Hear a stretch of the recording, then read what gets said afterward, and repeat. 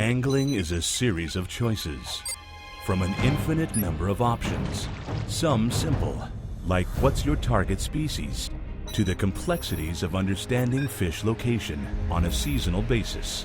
Then there's the myriad of presentation options. It's as mental of a game as physical.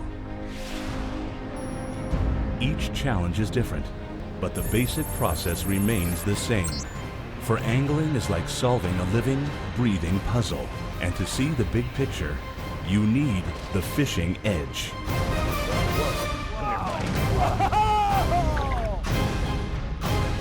Look at the size of that thing. Wow. Look at the size of that pike. Oh. It's all toe-to-toe fishing. It's like combat fishing. You know, everything is short line, no drag. Boom, you're up. And the fish is coming right up out of the water right away. There he is. Get him out of there, Bubby. Yeah, Get him out of there, Bubby. You gotta lean on him. Get him out. Man, there's a school and a half off at this point. And that bait just goes like this. Sinks right to the bottom. And those fish are on it, boy. They just crunch it.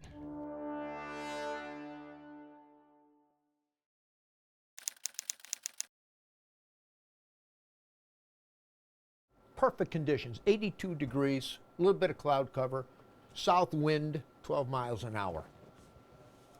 Good time to go fishing. I gotta go get my nephew Dan out of here. He's been living in the editing suite for days and days.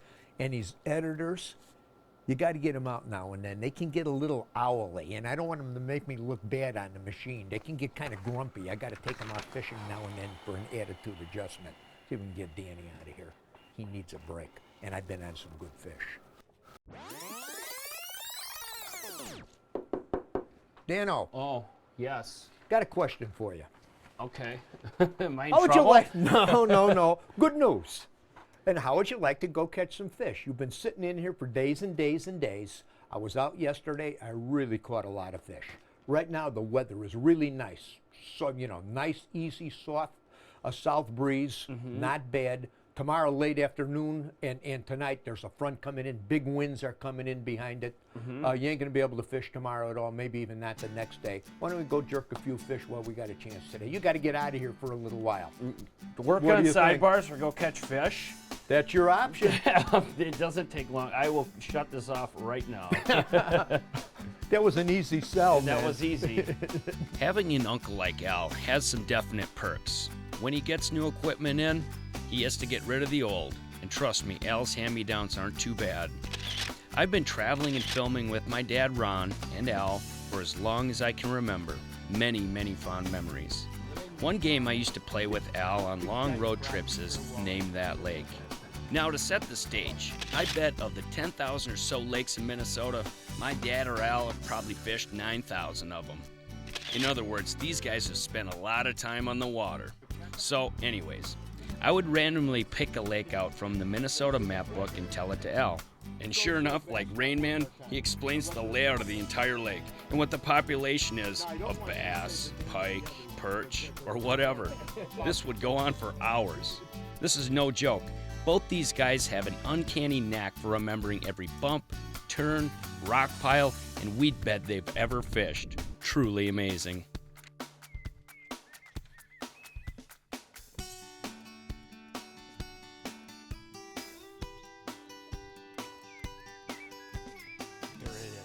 Oh, man. Oh, Whoa, man. come on, Mama. Oh, what a way to open up. This is a big fish, too, boy. She's a donkey. Yeah, baby. Yeah, baby. Come on.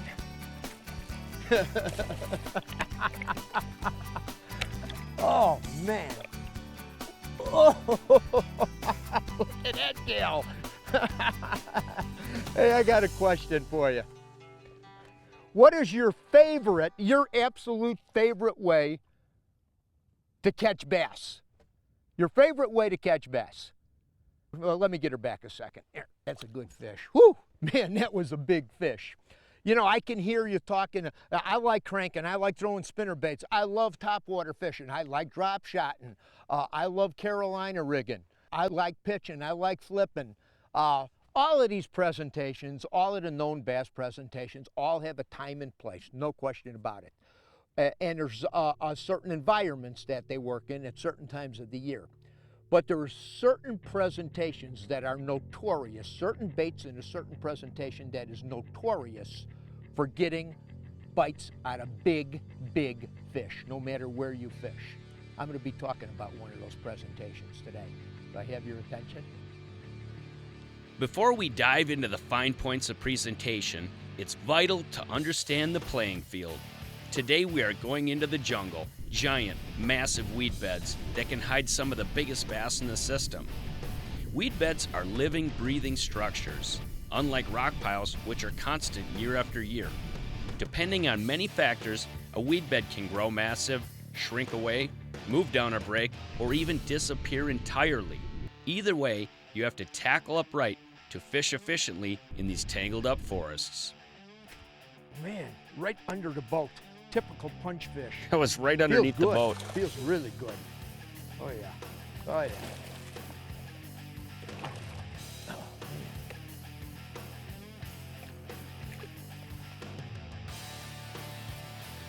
You know, there's baits designed. That's what this bait and trigger X line was designed for. They call it punching to get these fish down out of, you know, in almost impossible conditions to fish, where you got to get really, really, really into the junk. And let me show you, there's a whole bunch of let me call it Punchin paraphernalia. Punch bait paraphernalia isn't much, but these little items are unique and open up environments to fish bass you never could before. Here are some key components. The weight. Tungsten is the only way to roll with this system. The design of the VMC flippin' weights have a magic design that seems to repel weeds. We carry 3/4, 1, and 1 1/2 ounce weights and choose between them depending on the depth and thickness of cover. Hooks. These of course are another key component of the system.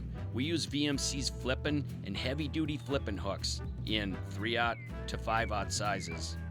These hooks have a straight shank and a keeper that holds the plastic securely in place. The design of these hooks allows maximum hooking and holding power in this type of cover. One key element is to tie the hook with a snell knot, which cantilevers the hook on the set, turning it into a mousetrap. Punch stops or pegs. There are a couple pegging options. One is like a bobber stop that rides above the sinker to hold the weight in place. The other is one that is threaded through the center of the sinker to hold it. Both work well, but we prefer those that slide on the line. This technique has gained a lot of popularity, and just like everything, it continues to become more refined. One of the cool new items in the punching arsenal are punch skirts. They slide on your line just below the sinker and above the hook and make the punch rig look like a skirted jig, yet far more weedless. A punch rig box might not be as pretty as a box loaded with crankbaits, but these little items carry more than their weight when it comes to fishing heavy cover. Oh man, there's another one. Oh, man. there you go. Here she comes. Bruiser. You got to really, really get serious with these fish when you're fishing them with this stuff. Man, oh man. The guys, when I was out at the Delta, like I was saying earlier, those guys are fishing.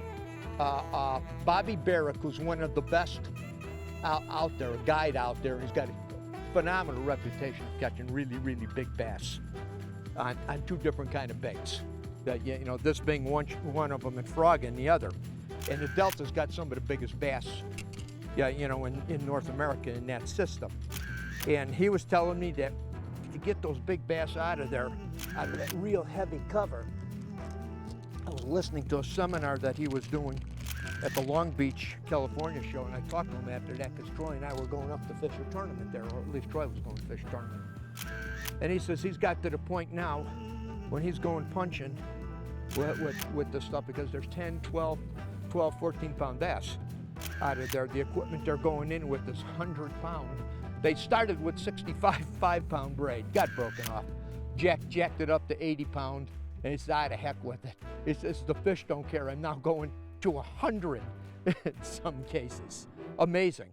But they do get some use. But the bottom line of all of this rigging and everything is to get big bass out of impregnable, almost impossible baits. That's what the Trigger X created this. Actually, it's not only for punching. You could see it could split the tail like I'm doing here on this little goo bug. But it works great. It's one of my favorite baits. I've been fishing it a lot since it's come out. It's a great dressing on the back of a jig. You know, you could Texas rig it, or you could punch it like this. You could split the tail for more action or leave it, your choice. Great little bait. Trailers. A number of soft plastics work for punching. As a rule of thumb, the heavier the cover, the more compact the bait should be. Trigger X's Goo Bug is especially designed for this application and is tough to beat. Flappin' Craws, Flappin' Bugs, and Hodads are other great choices. If the bass are looking for bigger options, you gotta try a Big Mo, 10-inch hammerworm, and 6-inch flutterworm. It's probably a bass, I would guess. Right there, you're right on it. Got him? There he is. Get him out of there, Bubba. Yeah, Get I him know. out of there, Bubba. You gotta Come lean on. on him. Get him out. Come on. Oh, yeah. That gives you some idea of, look at that. Look at him with his house. That's a really good representation, Al, of the stuff that these big bass are living in. Look at that nasty mess, man. That's a nasty mess of stuff. It's funny though, when those fish are on it, Al, boy, they just crunch it. That bait dropping down to the bottom, and that bait just goes like this, sinks right to the bottom. And those fish are on it, boy, they just crunch it. But that vertical movement with those baits, those fish jump on it like a chicken on a June bug. Let her go. Let that guy go. Oh, that was nice. You can see, like I showed you before, what these fish are living in. Kind of like to refer to it as a cage match in the WWF, getting those fish out of there. But when you think about reaction baits, you think about spinner baits, rattle baits, stuff like that. Fishing with these big punch baits like this, it's a reaction bite, but it's a vertical reaction bite. That bait drops right to the bottom in this small little strike zone, and those fish just jump on it. They don't have time to think about it, they just react. Whoop. Get him. Oh. Get him? Oh. Oh, I just missed mine. Boy, missed as soon mine as too. that, did you see that? I How had as two of soon them as right that here. bait hit the bottom, that fish just crunched it. I mean, there was no This fish no I'll finesse. probably- It's zero finesse. I'll Finesse probably- on one side of the spectrum. This is the complete opposite.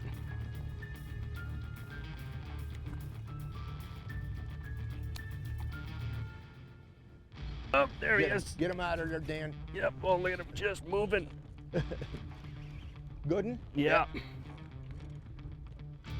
Nice. Yeah, get him out, Bub. Yep. Boy, they are.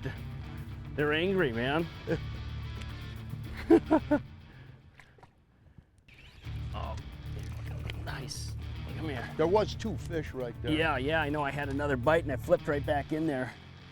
You know, I do a lot of smallmouth bass fishing. You see Al and Jim and Jeremy, those guys do a lot of bass fishing. So this is kind of a new experience for me, getting in here with these big baits like this.